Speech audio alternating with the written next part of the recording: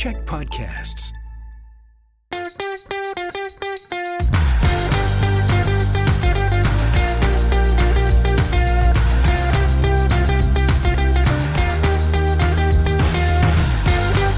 Hey everyone, welcome to Political Capital, your source for all the latest in BC politics. I'm your host, Rob Shaw. We got a great show for you this week. We're going to touch on some by-elections that are coming up. We've got some labor legislation that is causing some controversy, and also the COVID mandates are ending, plus a look at the environment versus LNG expansion, which has been an issue here in British Columbia for a while. We've got a great panel to walk you through it. As always, Katie isn't with us this week, but we've got Jeff Ferrier, Maclean, Jillian Oliver, all here to talk to you about what's going on in BC politics. And make sure you're subscribing to the podcast, both the audio version, where we have some extras today, the video version. You can check us out on CHEK Plus, where all the past episodes are as well. It's a free app for your Android or iOS device. I don't think there's any other devices that have it. But anyways, those are the two devices that all the kids are using these days. Let's kick it off on COVID again. I know it's a COVID, but this was the last briefing, the last public briefing with Dr. Henry and Adrian Dix, the health minister, this week, where they announced BC's following through with its plans to end the vaccine card as promised. We're recording this on Friday. It's over. Most of the other health restrictions are lifting too in the days and weeks ahead. Mandatory masks are not coming back. A lot of people have been tuning in to get their information from Dr. Henry. That's over, and we're moving to weekly data briefings now instead of every day getting those COVID numbers you've been looking at the last couple of years. Most people seem ready for this. There's a small vocal minority, I guess, that think we're going too fast. Some anxiety out there from a lot of people, which is fair. Let's start with whether this was the right move. Maclean, what do you make of this? I mean, as far as I'm qualified to tell, I think this was the right move. Anecdotal evidence and just monitoring this in the media and on social media suggests that the briefings were not being paid attention to anyway. And so at a certain point, it becomes a waste of time of, Dr. Henry and Minister Dix and everyone else involved. The data will still be reported weekly, which I think is adequate, again, insofar as I'm qualified to make that assessment. And look, here's the thing. If this doesn't work, they can resume more regular briefings later. This is not forever. We'll see how this works for a month or two and go from there. There's a lot of people acting like this is the end. Well, maybe. I hope it is. But if not, I mean, Dr. Henry, Minister Dix, they're not going anywhere. I think this is the right move for now. Yeah. Jillian, what do you think? There's sort of competing interests here about we're in the middle of another wave. I think Dr. Henry agreed with that. And yet we're relaxing restrictions, but she's talking about the vaccination rate, people's personal risk protection, removing the kind of government forcing you to do things and you assessing your own risk and the balance of that. How do you think that's kind of going over? Yeah, well, I thought it was interesting what she said, that there's no magical moment where risk goes to zero. And I think that will be true. It's becoming clear that will be true no matter when they decided to end all of the restrictions. I think, this puts BC sort of in the middle of the other provinces. Some are keeping masks until the end of the month, that are seeing sort of, higher levels of hospitalization than we are so far. But, this is pretty reasonable. I think, you'd get criticism on either side, no matter when you did it. And I think it's a relatively reasonable time to be doing it. Yeah. Jeff, right call, right time from the government? Are they missing any of the public sentiment out there that they should be listening to more on how fast this is going? Or is this kind of the path that we're on? Listen to the agreement on this panel. We all think it's the right time. It's I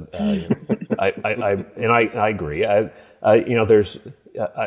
listened to what Dr. Henry said in her last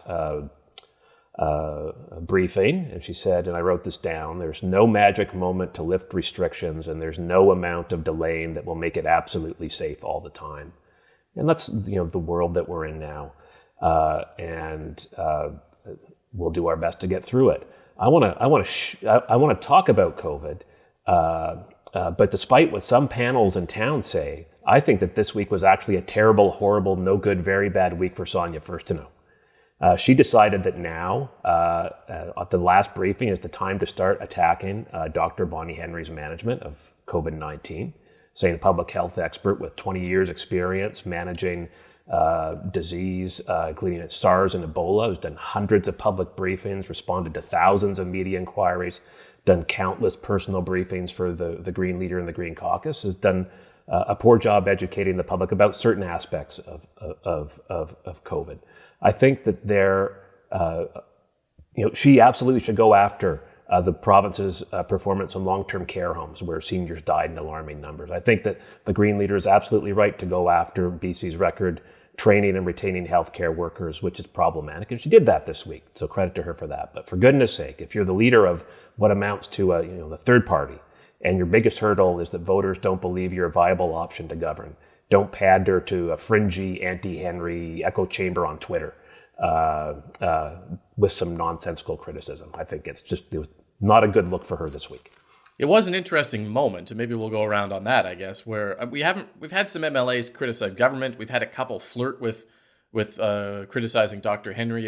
This is the first, Sonia Furstenau, to say she's wrong and that she's failed in her certain areas of her job, educating the public, understanding the mask, long COVID, and aerosol transmission areas, and that the decision that she's making is wrong. And I found that kind of interesting. I wrote a bit about it this week. I took it on the face on Twitter for writing that, but I do think it's an interesting question of who the Greens are talking to with this. And Jillian, what's your take on the type of person who's listening to this message? Who are the Greens trying to talk to here? What is the sort of if there is any strategy? And I'm not sure that there is. What is the pros and cons of doing this, do you think? Yeah, I mean, I think often, Greens try to not lead with politics and lead with what they think is right. And I think that that's what Sonia Furstenau is doing. We talked last week about how the Greens have really highlighted the disproportionate effect of the loosening of restrictions on vulnerable people. I think that's what's on Sonia Furstenau's mind as she's making these kinds of statements. There's it's a very challenging information environment with COVID. We're getting new information and new studies all day, every day. In the UK, there is a new study out this week, 1.7 million people living with long COVID. And it is very debilitating. However, I do think that, even if you're taking a position that isn't popular, that you really believe it's right, it's important to think about the communications. And I think that, there's a difference between saying the government and Dr. Henry have failed and they could be doing better. I think it's perfectly reasonable to be saying they could be doing better to educate people on the risks of long COVID, which are very serious and debilitating. Using a word like failure on a day where, the public is sort of expecting this to be a break for Dr. Henry. She's taken on a huge amount of responsibility for the last 2 years. I think it kind of missed the mark in terms of tone, even if the calls themselves are reasonable. Yeah, I think it's a great point. The failure word, if it had been a different word, I don't think we'd be talking about it. If it was, but that you're right. It was that, I think, particular word. Maclean, it's a delicate balance, I think, and there is criticism to be made, certainly for Dr. Henry, I guess, and for the government as well. Where do you think the public's at on that right now as we transition out of the restrictions and a lot of people are just kind of maybe happy to move on? And I don't know. What do you think? It's a difficult, I think you phrased it exactly right. It's tricky for Sonia Furstenau or anyone else who wants to criticize or question the province's direction right now, because just a couple of weeks ago, we had a very loud movement, and between the honks, essentially the message was, we think we know better, and that public health officials, Dr. Bonnie Henry included, are wrong, and that we don't need vaccine mandates, we don't need this, that, and the other thing. And so that has kind of poisoned the well for normal conversation about this, because there's a lot of people who will, having gone through that, will now hear criticism from the entirely opposite direction, saying we're not doing enough, and it'll ring similar, even if that's not necessarily a fair comparison on the merits. I'm just saying for the public, in the public's mind, they're still a little, I'm going to use the word traumatized, going through that whole conversation. And so it's difficult for Sonia Furstenau or anyone else to criticize public health policy right now. And I agree with you completely. I think the phrasing of that criticism was not especially well done. Failing to educate the public was one that struck me as just, I don't understand that at all. We've seen a lot of Dr. Bonnie Henry over the past 2 years, and I don't think that if there has been a failure to educate, that it's not a reflection necessarily on her. Of course, you can ask questions about specific policies and their impacts on different populations, but I didn't think this one landed well at all. Yeah. Jeff, putting the Greens aside for a second here, it seems like everybody in their life right now knows someone who has COVID, and that more and more people obviously are getting, infected as we relax these restrictions. And there's a little tiny, I think, disconnect. Maybe it's more than tiny, that the Greens are picking up on here and other people are picking up on. All these people getting COVID, all of this feeling like we're taking all the protections away, and the anxiety that's created by that. And I know the government's position and Dr. Henry's position is we're not trying to prevent you from getting COVID. She's been very clear, you're going to get it with this Omicron wave, especially. We're trying to prevent people from the most vulnerable from dying, our healthcare system from being overloaded, you to get vaccinated, which is the core protection, and that kind of counter message. Those two, the anxiety and the messaging kind of collide here. And how do you think government has handled that? And are they missing a little bit of the tone that might be required to admit that people are anxious? Boy, it's hard to get the tone right because things change so much and the dynamics are so fluid. And so at the one time, people are feeling still scared because, as you said, people and their friends and their family are getting COVID. At the same time, we're seeing fewer people getting seriously ill, lower hospitalization. And these are just facts. And I think it does create a problem. And I don't begrudge any legislator for raising these kinds of issues about these fears, because it's hard to get for people to make sense of what's going on. Because at the one time, it's like, it's not as serious as it was, but there are more people with it.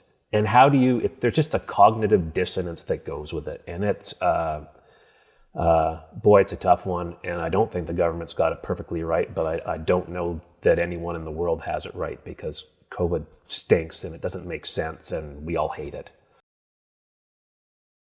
Let's move on to some new labor legislation this week. It'll make it easier for unions to certify. Labor Minister Harry Bain's bringing in a bill that would remove the current two-step process to organize a union, where you get at least 45% of workers that sign a membership card, and then you do another secret ballot that restates the position and you certify. This new process, if you've got more than 55% of employees signing cards, called card check, you don't do the other vote.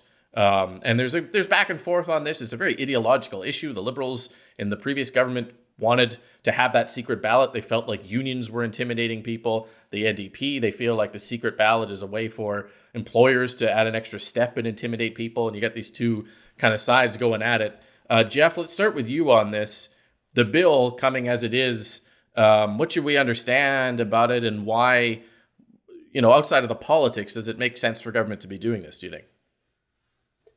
Okay. I think the government it has a strong relationship with organized labor, and this single step certification is what they call card check certification. Now is a long been a request from labor, and the government has weighed the options. It went through some negotiations with the Greens in the last Parliament, and they didn't bear fruit. But the government's come to the position is if 50% plus one of workers put pen to paper and say they want a union, they should have a union. They do this because union avoidance services is $1 billion industry in North America, and that employers are willing to spend that much money to keep unions out of their shops tells you all that you need to know about, the value that the government believes unions bring to workers in terms of the wages that they make, in terms of the benefits they receive, in terms of workplace protections, health and safety, especially at a time when corporate and shareholder profits are going up and wages are stagnating for working people. I think the why they're doing this from a policy perspective is, as you said, employers go to great lengths in many cases, and you look at what Amazon's doing in the United States, and there's been a couple of examples in British Columbia recently of employers doing a lot of really nasty things to make it more difficult for workers to consider and exercise their rights to form a union and collective bargaining, free from employer intimidation. Yeah. Government was I think, smart to mention the Amazon thing and the rollout, because that does resonate with a lot of people right now. Jillian, what did you make of this? Yeah, I think it is it's smart timing. We're coming into a political environment that's very different from the previous attempt. One, of course, the NDP is a majority, but also I think we've seen the economic effects of the pandemic sort of shift the balance of power even more in favor of large corporations like Amazon that have really come out on top. So I think it's smart. It makes sense. I think that it is just one part of what the government could be doing to help workers. I mean, we still don't have a living wage. I think the minister is also looking at protections for different kinds of workers, gig economy workers that face some of the worst treatment in the province. So, I think this is one thing for the NDP. It's not surprising that they want to bring it in now that they have the majority. It's not surprising that the Liberals are saber rattling about it.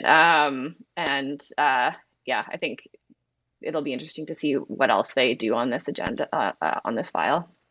Yeah, the politics of it, Maclean.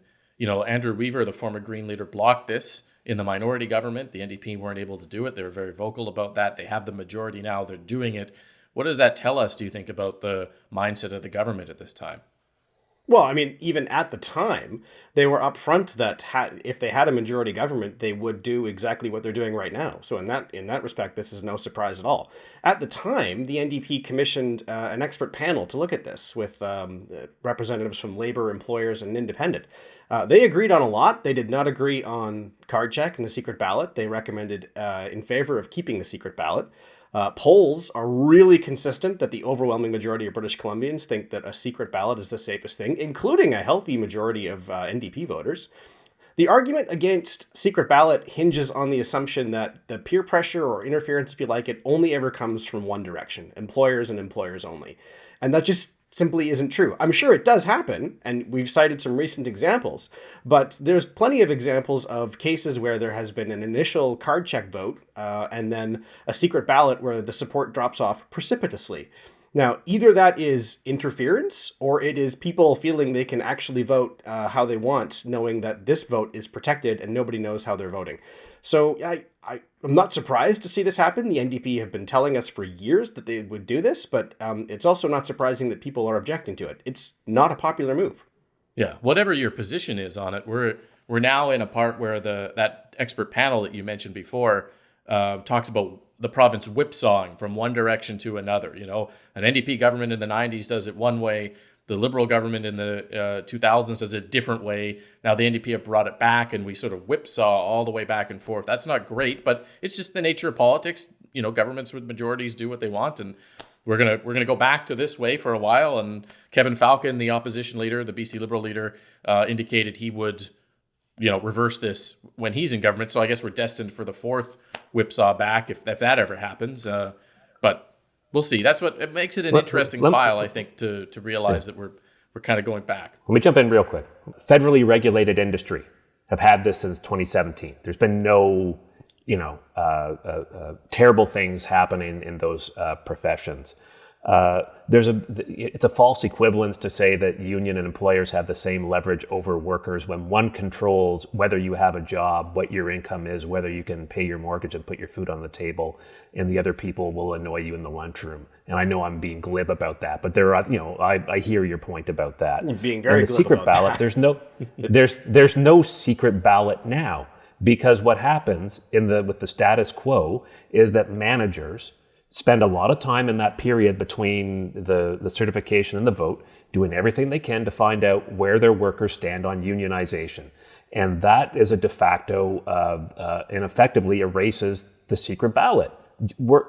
Managers spend all their time trying to find out and pressure workers into voting against unions. They lean on them to let them know where they stand. They bring them to mandatory meetings, and if they don't go, they're disciplined, where they talk about how unions are bad. People in British Columbia, the cases, two in the last year of people being told they would lose their jobs if there's a union. There's a difference.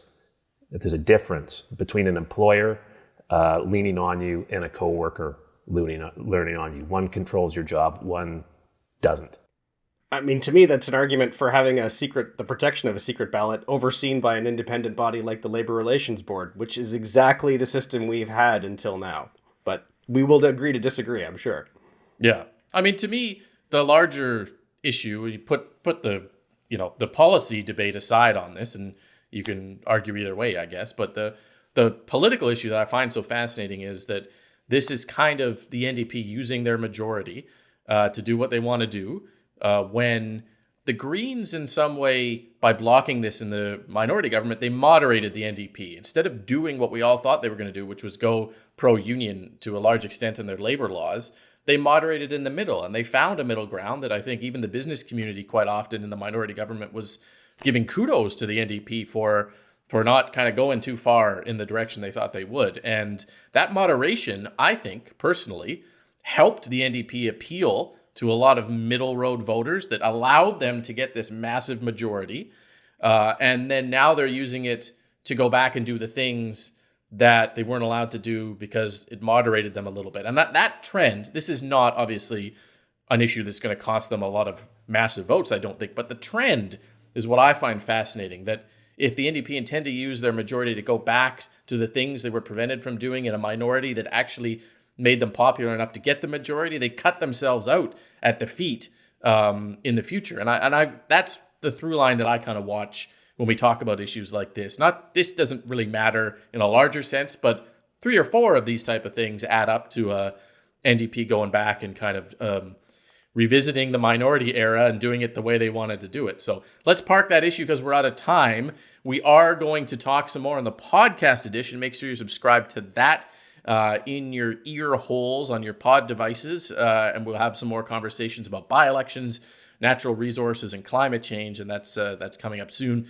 Thank you for watching us on CHEK. Thank you for subscribing if you're watching on YouTube, and thanks for checking us out on the CHEK Plus app as well. Maclean, Jillian, and Jeff, thank you for being here. As always, we won't be back next week because it's a Good Friday, but we'll be back the week after that with all the latest that's happening in BC politics.